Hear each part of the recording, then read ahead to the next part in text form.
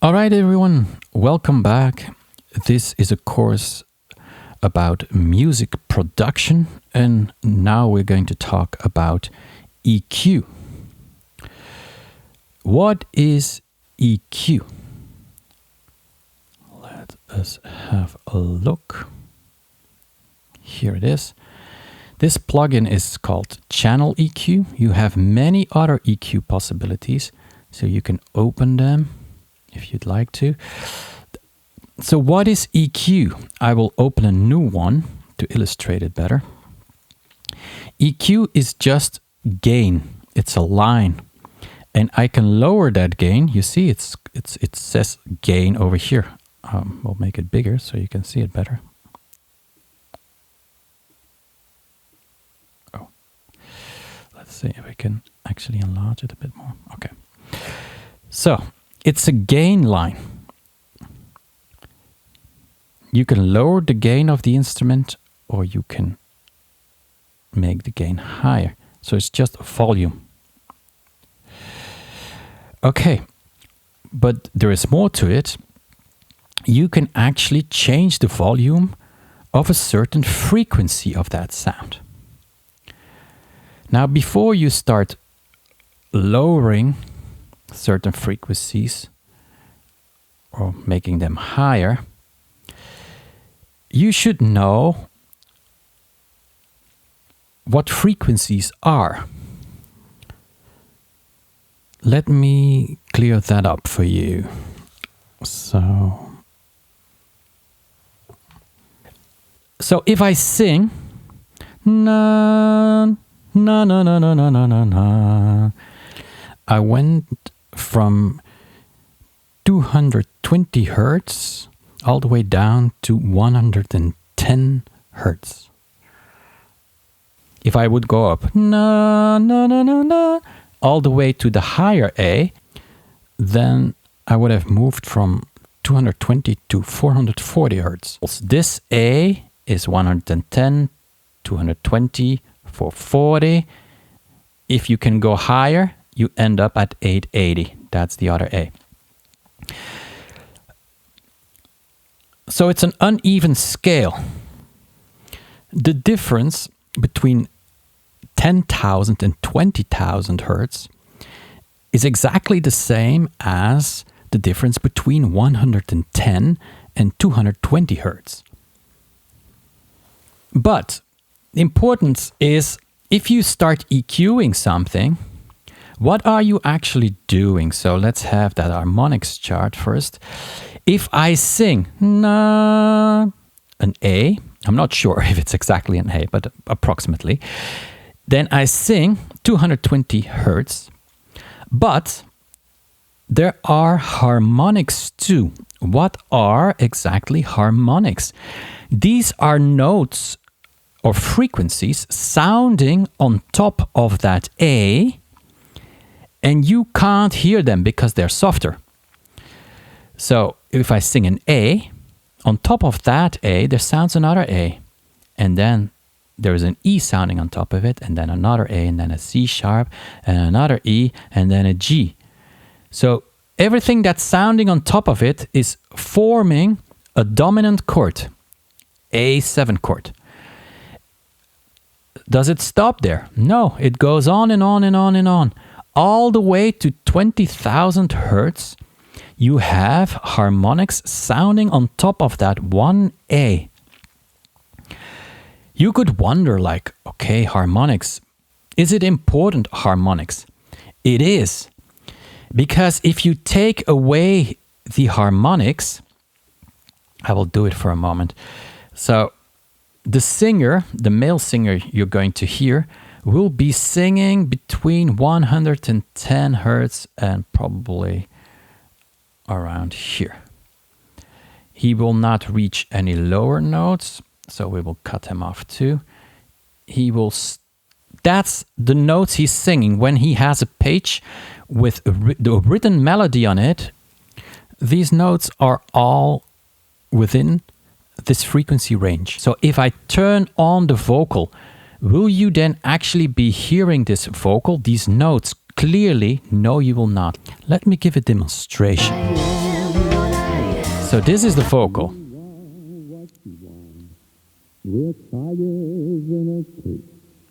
Fighting for space. Do you hear that? The earth is still spinning. I turn the harmonics off. Flow down.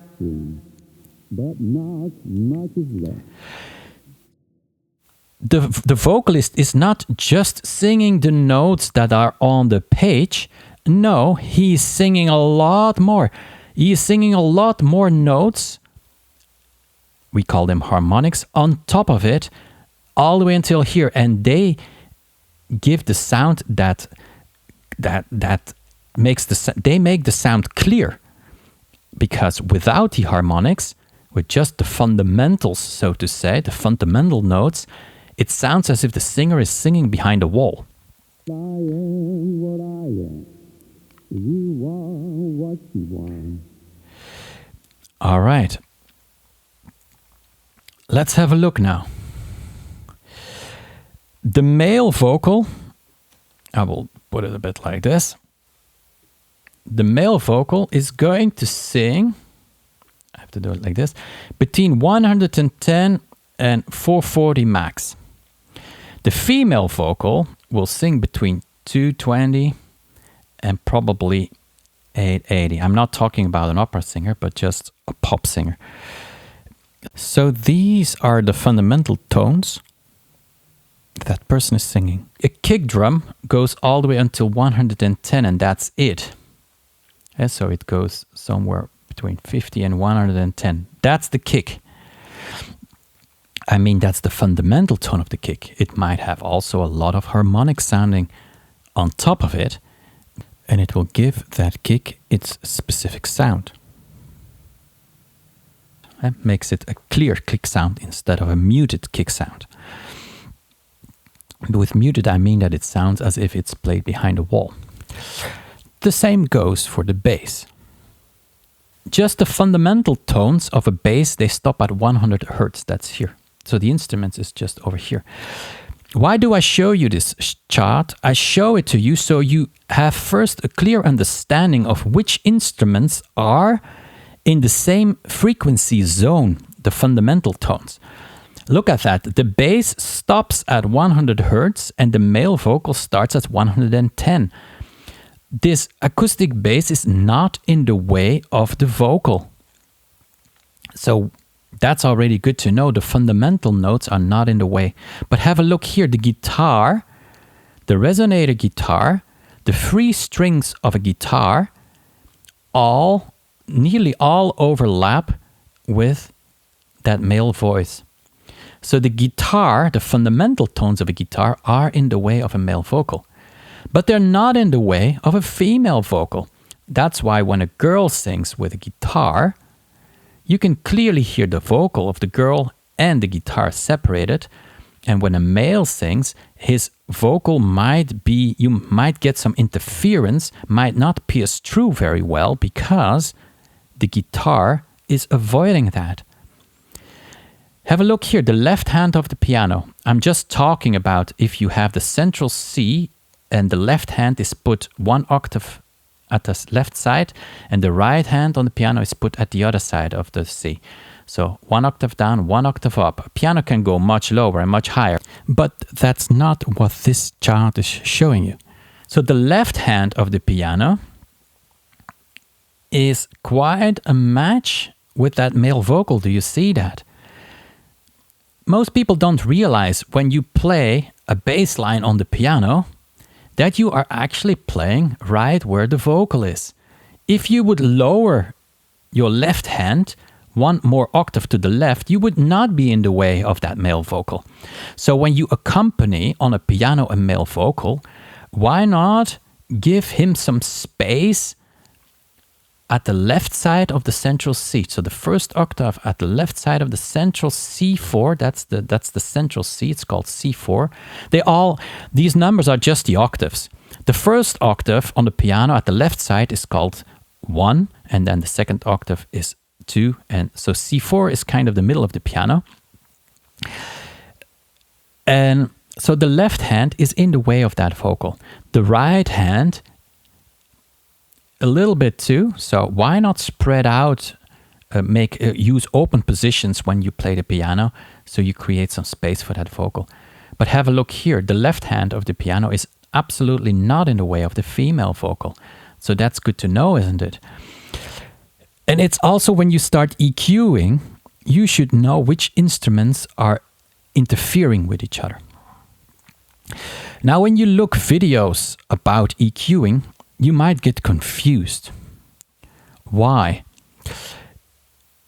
Because when people say, I'm going to EQ the low of the vocal, they might mean just where the fundamentals are. That's considered the low part of the vocals. That's where the fundamental tone is. So if you EQ where the fundamental tones are, then you are EQing the low band, you are EQing the low part of the vocal. In fact, it's just where the notes are, where the notes are that you are singing. The mid, then we talk about the harmonics, and the high, we talk also about the harmonics. There are no fundamental tones anymore there. The confusion is here. When I say to you, why don't you take out some low on the male vocal? Now you have to be aware, do I mean the low of the fundamentals, or do I mean the low of the harmonics? So when we're talking just about harmonics and not about the fundamentals, we might say the low harmonics, the mid harmonics, and the high harmonics. And when you have that vocal, it's at the top here, then the low harmonics are between 1 and 2 K, the mids between 2 and 4 K, and the high harmonics between 5 and 10 K. So K stands for thousands. So you have to say 5,000 to 10,000 hertz or 5 to 10 K. Okay, so now you know that. So when we talk about low, you have to be aware, or when you listen to videos, what do they exactly mean? Are they talking about the low fundamental frequencies or about the low harmonic frequencies? Okay, let's have a look now. How do you actually EQ a song? The first thing you do is you EQ the vocal. As you can see, I'm reducing a bit of the fundamentals here. I'm going to make the mid harmonic frequencies go a bit up and the high harmonic frequencies. It gives more clarity. Let me play it for you. I am what I am. Let me turn it off. You are what you want. We're tigers in a cage, fighting for space. The earth is still spinning. And so I'm not sure if you can hear it, but it lifts the vocal a little bit up. And this avoids a bit the muddiness that you might hear in the vocal. So once you're satisfied and you think like, oh, I like the way it sounds open, clear, and at the same time warm, then you should ask yourself, what kind of song is this? In this case, it's a guitar song. How do I know it's a guitar song? Because the guitar is always playing. The song starts with the guitar on. All the other instruments come in later, like the piano comes in later, the bass comes in later, the drums are coming in later. I have some percussion going on at the start, but the drums are not there yet.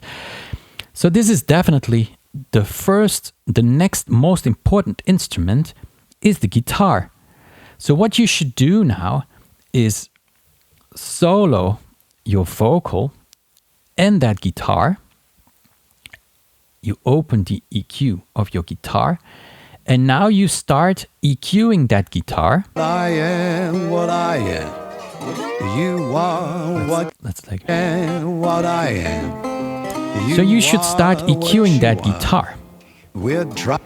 As you can see, this and this, I had more bells on. I gave the guitar more clarity at first, but then I thought, it interferes with the vocal. Let's not do it.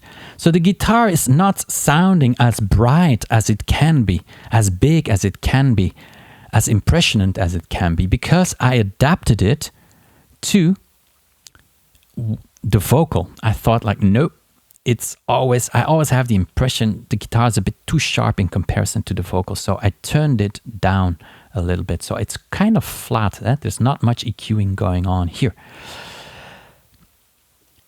Then you ask yourself, what's the next most important instrument? Is it the drums? Is it the bass? Is it the piano? In this case, I'm not so sure. It's not the piano, because when I turn on the piano, the song doesn't sound very nice suddenly. Just the guitar and the piano together. And what I am. I do it here. Huh? Not much is left of our childhood dreams. If we claw our way. Do you hear that? It sounds messy. So the piano is not, after the guitar, the most important instrument. So let's turn on the bass for a moment. Let's see. And what I am. Oh, there is. Tigers in a cage, fighting for space. The earth is still spinning. This goes well together. So I might EQ now the bass, but let's listen to the drums first. And what I childhood dreams. If we claw our way out, there's no turning around. I like the bass better. So if I would have to perform the song with just two instruments, I would choose the guitar and I would choose the bass. So I will EQ the bass, and as you can see, I took a bit away here. So that's where the fundamental frequencies are of the male voice. You remember the male voice was between 110 and max 440. The vocal is not going that high. It's only going here around 300, I think. So I take away some of the harmonics of the bass, because these are already harmonics. The bass is only sounding up to 100 for the free strings. Of course, the bass can go higher. So I'm boosting some of the frequencies of the fundamental frequencies of the bass, because it's a blues song, it's bass driven. And you can see I take away here, this would be what we call the lows of the harmonics. So I take a bit away there, and then it stays quiet. And what I am. Oh yeah, I shouldn't talk about it yet. So let's forget what I just said about this part, because you see it moving. You saw it moving. And what I am, you are what you are. Okay, maybe it's time to talk about it. What is this? You see that one of these bands. And what I am, you are what you are. We're dragons in a den. So first of all, when you EQ a song, you start with the vocals, then the main instrument, in this case the guitar, then I would normally EQ the bass, and you do it in that order. So you build the instruments around the vocal, and you do it in the order of importance. So what is this then? That frequency on this third bell, it's called a bell. 1, 2, 3, 4. You have 4 bells, and you can see one of these bells is going up and down. Have a look here. You can actually see it moving here on this line too. And what I am, I'll open it again. you are what you are. We're dragons in a den, getting along. Fire in our breath, wings build to fly. We are to be feared. All right. Let's talk now about this dip frequency. Why create a dip frequency?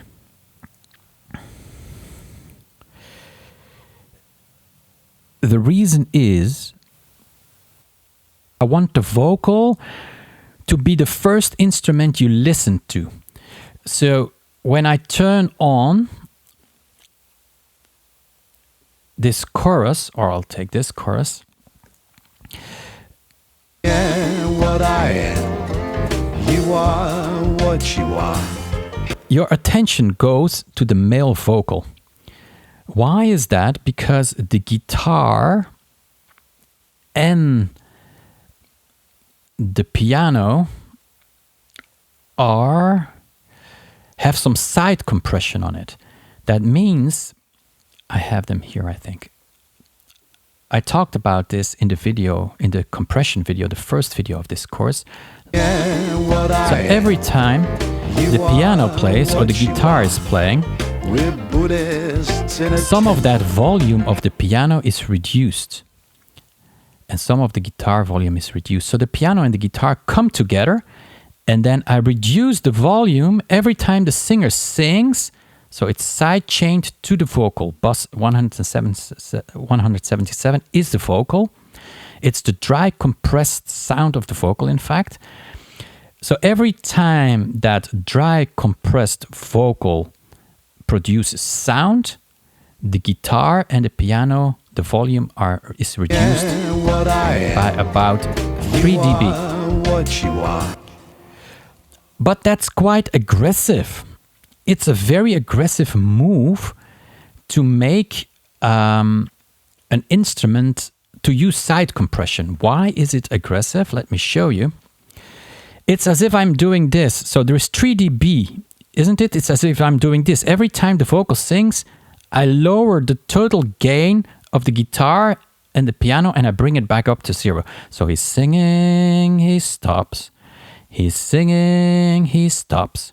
He's singing, he stops. So I was thinking, like, why would I take out all the frequencies of the guitar by 3 dB and by 3 dB and by 3 dB, and I do the same with the piano, if probably only a few frequencies are really in the way of the vocal. So I made a list with a ducking chart. So the drums, this frequency at 3000 hertz or 3K might interfere with my male vocal. The acoustic bass, this frequency around 75 might interfere, or 2004 might interfere with my male vocal. Piano 2 might depend a bit on the instrumentation and the genre, so you should recreate this chart every time for every song. But in essence, you can say that a male vocal would pierce through the mix better if those frequencies would be diminished by a few dB every time the vocal sings. So what did I do? You can turn on here, you can go to EQ. This is the EQ. Look at that, there are 2 EQs. This one I'm going to delete because it was just there for demonstration. So you can go there to the EQ, and then you can choose gain of peak 3. That's the bell 3, the gain. So I am, every time I have this line, and every time, let me do it again. That's maybe more fun. Let's see which frequency of the guitar is taken down. So it's 1310, and the Q is 120. So let me do it again so you can have a clear idea on how to do it. So I have a new IQ now, isn't it? EQ. I go here, I go to the second EQ, I go to peak 3. Bam, there it is. My line appears. I will open this again, do like this, and I will put bell 3, because it's bell 3, on 1310. And this is the Q. Look at it. It was on 120, wasn't it? The Q determines how large you make that bell, that dip. So, okay, I'll put it back on 0. And now I'm going to write it. How do you do this? You put this on touch. You press play. And now I'm going to write it. So what I'm doing now is I'm lowering it and bring it back up. I'm lowering it, bring it back up. 1.5 dB approximately. I bring it up. Bring it down, I bring it up. Bring it down, I bring it down. I'm doing this with my mouse on the trackpad with my finger, in fact. To shed our skin, aren't we all butterflies? So what you see now is that everything I did is drawn on this line. The volume of this frequency goes down and goes up, goes down and goes up. And if I play it again, What I am, you are what and I arrive here, look what happens. You see? It's moving. In a temple. Silence is our blood. No fighting, just karma. So you put it back on read and you're done. This is saved. Now you might wonder, like, do I have to do this for all the instruments then? Right, the whole time with my finger up and down. No, you do it once for one instrument, and then on my MacBook it's Command C. I copy this line. I just have to know where it was. Let's have a look.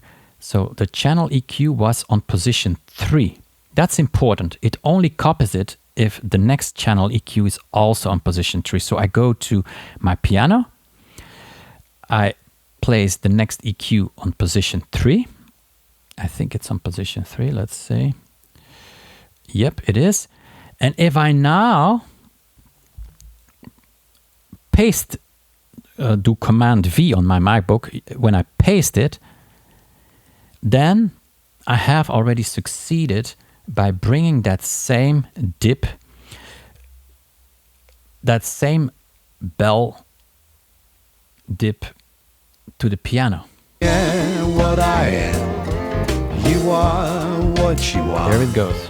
We're Buddhists in a temple. But first I have to check on my ducking chart which frequency I'm going to duck on the piano. Acoustic piano, about 3000 hertz or 3K. And what is a good Q? 1.4, and I'm going 1.4 is a good dip. So let's see. Okay, 1.4 is the Q, so the scope of the dip. Okay, and now I have adapted this. Silence is our blood. No fighting, just karma. Floating around. We all shift forms. I did it on the wrong one. It's our turn So it should be the third bell. to shed our 3000. And the bell should be 140. Searching for nirvana. Let's see. Now it should be set. There it is. You see? No fighting, just karma. Floating around. We all shift forms. It's our turn now.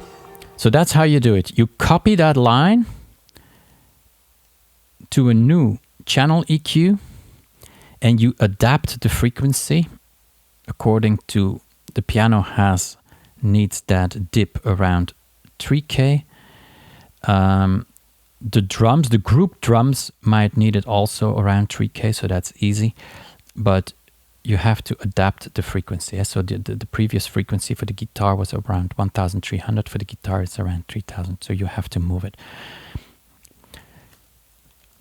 So that's what you can use EQ for. You can dip a frequency on every instrument, a different frequency that's in the way of your vocal or prevents your vocal from piercing through as much as it would like to. as is needed to make you listen to the vocal first when I turn on the song. Is EQ also used for other things than just making the instruments build a good curve? So I dip some frequencies or I make them higher depending on what the vocal needs. You build it around the vocal. That's the first thing. Second thing is you can use it as the same to replace or to help side compression, to dip frequencies that are in the way of the vocal instead of just dipping all the frequencies. As side compression dips all the frequencies of the guitar and the piano, and this EQ helps to just dip one frequency that's in the way or might be in the way. What else do we use EQ for? Primarily for preventing, for example, reverb. When you look at the reverb of the piano, you can see it's a low cut and there is a high cut, and there is even a dip in the reverb that I've made. So the fundamentals around the fundamental harmonics of that vocal would not be clouded by the reverb. So also in your reverb, you EQ around the vocal. You want the vocal not to be clouded by the reverb. So you make a little dip around 1500 hertz. And you don't want the reverb to cloud the mix too. So that's why you do this low cut and this high cut. You do it for all the delays too. All the delays will have a certain cut and a dip.